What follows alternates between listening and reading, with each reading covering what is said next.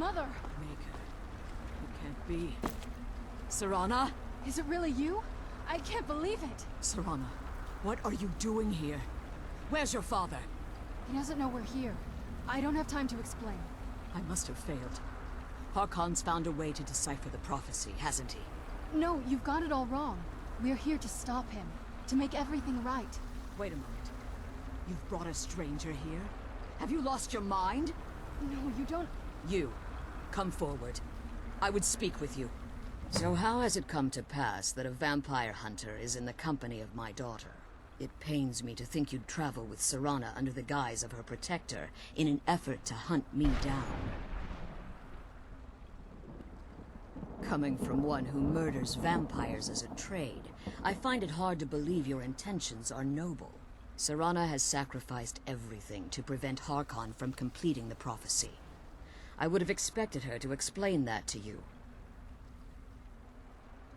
You think I'd have the audacity to place my own daughter in that tomb for the protection of her Elder Scroll alone? The scrolls are merely a means to an end. The key to the tyranny of the sun is Serana herself. When I fled Castle Volkihar, I fled with 2 Elder Scrolls. The scroll I presume you found with Serana speaks of Ariel and his arcane weapon, Ariel's bow. The second scroll declares that the blood of Cold Harbor's daughter will blind the eye of the dragon. Like myself, Serana was a human once. We were devout followers of Lord Molig Bal. Tradition dictates the females be offered to Molig Bal on his summoning day. Few survive the ordeal. Those that do emerge as a pure-blooded vampire. We call such confluences the Daughters of Cold Harbor. Now you're beginning to see why I wanted to protect Serana, and why I've kept the other Elder Scroll as far from her as possible.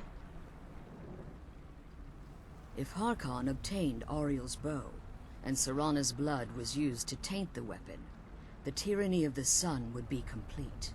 In his eyes, she'd be dying for the good of all vampires. And how exactly do you plan on stopping him? If you believe that, then you're a bigger fool than I originally suspected. Don't you think I weighed that option before I enacted my plans? You care nothing for Serana, or our plight. Whether or not you've become one of us in order to survive the Soul Cairn, you're still a vampire hunter at heart. You're here because we're abominations in your mind. Evil creatures that need to be destroyed.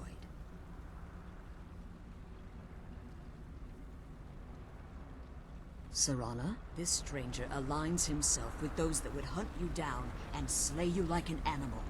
Yet I should entrust you to him. This stranger has done more for me in the brief time I've known him than you've done in centuries. How dare you? I gave up everything I cared about to protect you from that fanatic you call a father. Yes, he's a fanatic. He's changed. But he's still my father. Why can't you understand how that makes me feel? Oh, Serana, if you'd only open your eyes. The moment your father discovers your role in the prophecy, that he needs your blood, you'll be in terrible danger. So to protect me, you decided to shut me away from everything I cared about. You never asked me if hiding me in that tomb was the best course of action. You just expected me to follow you blindly. Both of you were obsessed with your own paths. Your motivations might have been different, but in the end, I'm still just a pawn to you two. I want us to be a family again. But I don't know if we can ever have that.